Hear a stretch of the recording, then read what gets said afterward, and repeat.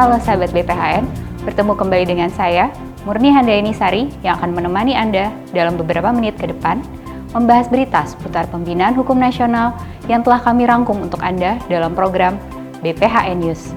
Mari kita simak bersama. Di tengah perkembangan hukum yang dinamis, Badan Pembinaan Hukum Nasional tak berhenti berinovasi. Dengan langkah-langkah strategis, BPHN berupaya meningkatkan kualitas pembangunan hukum di Indonesia.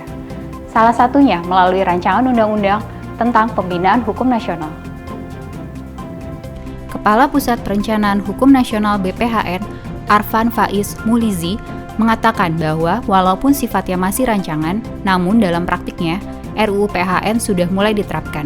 Pembinaan sudah mulai dilaksanakan kepada semua kementerian dan lembaga, terutama proses legislasi dan penataan regulasi.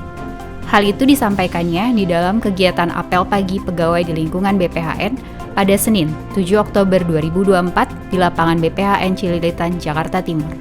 Kegiatan pendalaman dan telaahan atas usulan RUU, RPP, dan RPerpres untuk Prolegnas 2025 hingga 2029 yang digelar BPHN minggu lalu, menurut Arfan menjadi contoh nyata implementasi RUU PHN. Hal serupa juga terjadi dalam implementasi rancangan peraturan Presiden tentang kepatuhan hukum. Meski masih dalam proses harmonisasi, namun kegiatan audit hukum yang digagas dalam peraturan tersebut sudah mulai berjalan. Kementerian Hukum dan HAM menerima berbagai penghargaan terkait pelayanan publik, pengadaan barang dan jasa, serta kehumasan. Prestasi Kemenkumham ini menunjukkan komitmen dalam meningkatkan pelayanan publik, pengadaan, dan komunikasi. Diharapkan, pencapaian ini mendorong Kemenkumham untuk terus berkembang dan menginspirasi instansi lain dalam mewujudkan reformasi birokrasi yang efektif dan berorientasi pada kebutuhan masyarakat. Penghargaan terkait kinerja dalam penyelenggaraan pelayanan publik diterima Kemenkumham dari Kementerian Pendayagunaan Aparatur Negara dan Reformasi Birokrasi. Penghargaan tersebut masing-masing ditujukan kepada Kantor Imigrasi Kelas 1 Yogyakarta yang mendapatkan penghargaan 10 terbaik kategori kementerian dalam pemantauan dan evaluasi kinerja penyelenggaraan pelayanan publik tahun 2024 dan Kantor Imigrasi Kelas 2 Non-TPI Ponorogo yang meraih penghargaan dalam kategori yang berbeda, yaitu 10 terbaik kategori kementerian dalam unit penyelenggara pelayanan publik ramah kelompok rentan terbaik tahun 2024. Kemenkumham juga unggul dalam sejumlah kategori dalam Anugerah SDM dan Kelembagaan Pengadaan Barang Jasa 2024 yang diselenggarakan oleh Lembaga Kebijakan Pengadaan Barang Jasa Pemerintah. Kemenkumham mendapatkan apresiasi dalam kategori Kepala Unit Kerja Pengadaan Barang Jasa dan Pejabat Fungsional Pengelola PBJ Berprestasi. Kategori UKPBJ Proaktif dalam keterisian Pejabat Fungsional Pengelola PBJ Tertinggi, serta pada kategori UKPBJ Proaktif dengan capaian Usaha Mikro Kecil Tertinggi. Tak hanya itu, Kemenkumham meraih penghargaan terbaik 2 Anugerah Media Humas tahun 2024 kategori Media Sosial. Penghargaan ini diberikan pada acara Anugerah Media Humas yang diselenggarakan Kementerian Komunikasi dan Informatika. Badan Pembinaan Hukum Nasional telah menggelar Lokakarya Program Legislasi Nasional pada 3 dan 4 Oktober 2024 silam. Kegiatan ini bertujuan menelaah dan mengevaluasi usulan regulasi yang akan dimasukkan dalam Prolegnas jangka menengah 2025 hingga 2029. Dengan melibatkan 4 kelompok kerja, Lokakarya ini mencakup penelaahan usulan dari Kementerian Hukum dan HAM, sektor keuangan, sosial budaya, politik, hukum, serta sumber daya alam dan ekonomi. Penelaahan ini sangat penting untuk menentukan regulasi mana yang mendesak dan berdampak signifikan bagi masyarakat. BPHN menekankan bahwa proses seleksi ini tidak hanya untuk mengidentifikasi kebutuhan mendesak, tetapi juga untuk merampingkan jumlah regulasi, menghindari tumpang tindih peraturan, serta memastikan kesederhanaan dalam implementasinya. Sejak 7 hingga 11 Oktober 2024, BPHN melanjutkan penelaahan substansi usulan rancangan undang-undang, rancangan peraturan pemerintah, dan rancangan peraturan presiden dalam rangka memastikan relevansi dan efektivitas setiap regulasi yang diajukan. Upaya ini sejalan dengan target pemerintah untuk memperbaiki mekanisme perencanaan dan pencapaian prolegnas yang selama ini dinilai masih rendah. Tentu setelah kita lakukan pendalaman dan itu prioritasnya adalah di usulan rancangan undang-undang perlu ada kelanjutan. Jadi masing-masing kementerian lembaga diundang secara khusus untuk memperdalam substansi dari usulan yang dilakukan, khususnya usulan terkait dengan rancangan peraturan pemerintah dan rancangan peraturan presiden yang mereka ajukan. Nah, untuk berikutnya, setelah dalam waktu hampir 2 minggu ya proses untuk melakukan pendalaman sebagai kelanjutan atas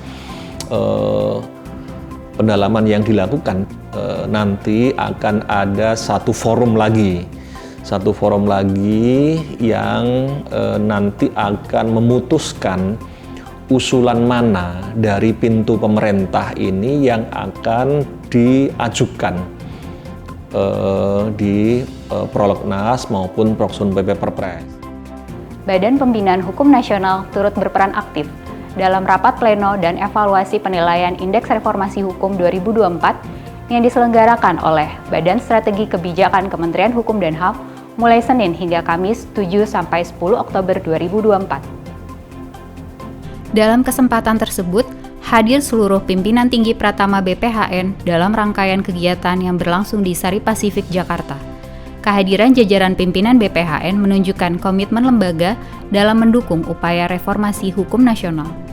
Kepala Pusat BSK Kumham, Y. Ambek Paramarta, menyatakan partisipasi instansi dalam penilaian IRH tahun ini meningkat menjadi 91,57% atau 576 dari 629 instansi target.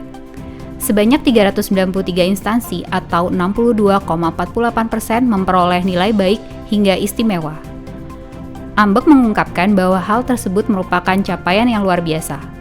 Prestasi ini tidak akan tercapai tanpa kerja keras tim Sekretariat IRH Wilayah dan Pusat yang telah mendampingi instansi dalam menyiapkan data dukung. Selain rapat pleno, BSK Kumham juga mengadakan evaluasi kegiatan penilaian IRH untuk meningkatkan kualitas penilaian di tahun mendatang. Ambek mengungkapkan bahwa penilaian IRH 2025 akan menjadi bagian dari penilaian Indeks Pembangunan Hukum. Untuk itu, perlu dilakukan pembahasan antara tim Sekretariat IRH, IPH, dan Bappenas guna menyamakan persepsi. Badan Pembinaan Hukum Nasional menyelenggarakan mapping test bahasa Inggris bagi para pegawainya pada Rabu 9 Oktober 2024 di Laboratorium Komputer Fakultas Kedokteran Universitas Kristen Indonesia. Kegiatan ini merupakan langkah awal dalam persiapan kursus Legal English yang akan diselenggarakan bagi pegawai BPHN. Sekretaris BPHN I Gusti Putu Milawati membuka acara tersebut dengan menekankan pentingnya kegiatan ini untuk mengukur potensi diri para pegawai. Mapping test ini diikuti oleh 193 pegawai BPHN yang terbagi dalam 2 sesi, pagi dan siang.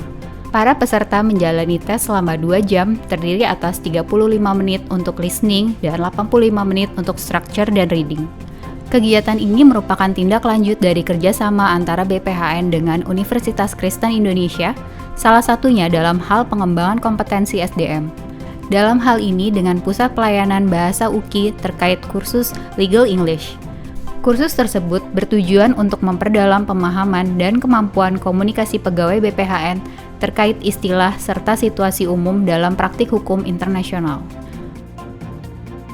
Kementerian Hukum dan HAM merilis Surat Edaran Nomor SEK Strip 3.PW.02.04 Tahun 2024 tentang pencegahan dan penanganan kegiatan perjudian daring di lingkungan Kemenkumham. Surat edaran ini menyebutkan bahwa unit utama, kantor wilayah, dan unit pelaksana teknis wajib melakukan kampanye dan mendukung gerakan anti perjudian daring yang bertujuan mengajak atau mendorong pegawai ASN dan non-ASN di lingkungan kerja untuk menyadari bahaya kegiatan perjudian daring. Kampanye dan atau gerakan tersebut dapat dilakukan dengan memanfaatkan media elektronik yang memuat tulisan, foto, gambar, grafis, audio, dan video sebagai konten baik dalam situs web, aplikasi, maupun media sosial. Surat edaran tersebut juga memberikan informasi terkait penanganan bagi pegawai terjerat kasus perjudian daring. Misalnya terkait hukuman disiplin yang dapat diberikan, mekanisme pemberhentian sementara, serta implikasi terhadap penilaian kinerja bagi pegawai yang melakukan perjudian daring. Kemenkumham berkomitmen untuk memberantas praktik ilegal ini demi menciptakan lingkungan yang aman dan bebas dari ancaman perjudian online. Mari bersama-sama jaga integritas dan tegakkan hukum untuk Indonesia yang lebih baik. Sekian berita dari BPHN News, semoga informasi yang disampaikan dapat bermanfaat bagi kita semua. Ikuti berita terbaru Badan Pembinaan Hukum Nasional melalui laman sosial media kami di bawah ini. Saya, Murni Handayani Sari, mewakili kru yang bertugas, pamit undur diri dan sampai jumpa.